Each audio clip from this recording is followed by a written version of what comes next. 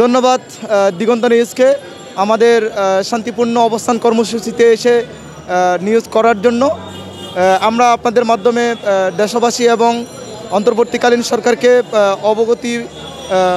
অবহিত করতে চাই যে আমরা সোশ্যাল ইসলামী ব্যাংক পিএলসি কর্তৃক আমরা 672 জন বা 579 জন যে কর্মকর্তারা বিনা নোটিশে আমাদেরকে কোনো ধরনের কারণ না দর্শাইয়ে যে আমাদেরকে চাকরিচ্যুত করেছে, সেটার প্রতিবাদে আমরা প্রথম দিকে আমরা মানববন্ধন করেছিলাম, পরে আমরা অবরোধের মতো কর্মসূচি দিয়েছিলাম, পরবর্তীতে আমরা পার্সোনাল হিয়ারিং গ্রিভেন্স লেটার পাঠিয়েছিলাম। সেটার প্রত্যুত্তরে আমাদের সন্তোষজনক না হওয়ার কারণে আমরা গতকাল থেকে মূলত সোশ্যাল ইসলামী ব্যাংক পিএলসির হেড অফিসের তথা সিটি সেন্টারের সামনে আমরা শান্তিপূর্ণ অবস্থান কর্মসূচি আমরা গতকাল থেকে পালন করে আসছি এবং তার ওই ধারাবাহিকতায় আমরা আজকেও শান্তিপূর্ণ অবস্থান কর্মসূচি পালন করেছি। এই পর্যন্ত আমরা আমাদের সাথে এসে সোশ্যাল ইসলামী ব্যাংক পিএলসির কোনো কর্মকর্তা আমাদের সাথে সরাসরি কথা বলে নাই, তারা আমাদেরকে কোনো ধরনের আশ্বাস বা এরকম কিছু দেওয়া হয়নি। আমরা অন্য কোনো একটা মাধ্যমে জানতে পেরেছি যে তিনারা আমাদের সাথে হয়তো কথা বলার জন্য প্রস্তুতি নিচ্ছেন, হয়তো বা আমাদের আগামীকাল বা পরশু দিন তিনারা আমাদের সাথে কথা বলবেন বলে আমরা একটি গোপন সূত্রে আমরা জানতে পেরেছি। তো এটাই হচ্ছে কি আমাদের নিউজ।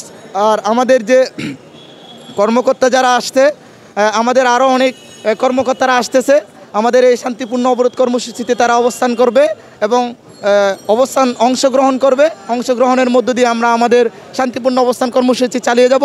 তবে আমরা প্রথম দিকে যে শান্তিপূর্ণ অবস্থান কর্মসূচি পালনের মধ্য দিয়ে আমরা কথা বলেছি, যদি আমাদেরকে সামনে আগামীকালকে যদি কোনো সদুত্তর বা তিনারা যদি আমাদের সাথে আলোচনা না করেন, তাহলে আমরা আগামীকাল থেকে আমাদের যারা আছি আমরা বসে সিদ্ধান্ত নিব যে আমরা এর চেয়ে কঠিন কর্মসূচি তথা আমরা আমরণ অনশনের দিকে যাওয়ার জন্য আমরা চিন্তা ভাবনা করছি এবং আমরা সেটাই করব ইনশাল্লাহ।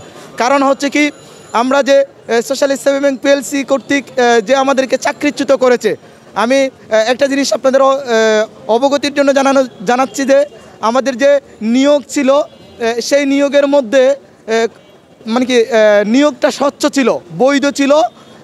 আমি এটা বলতে চাচ্ছি যে আমাদের টার্মিনেট করার সময় আমাদের টার্মিনেশন লেটারের মধ্যে আমাদেরকে কী কারণে চাকরিচ্যুত করেছেন এরকম স্পেসিফিক কোনো কারণ তিনারা উল্লেখ করতে পারেন নাই।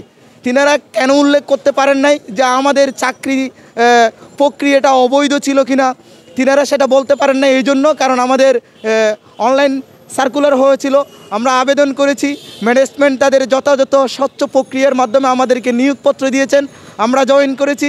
দীর্ঘ 8 মাস, আবার কেউ কেউ দীর্ঘ 5 মাস 6 মাস পর্যন্ত তিনারা আমরা কর্মরত ছিলাম।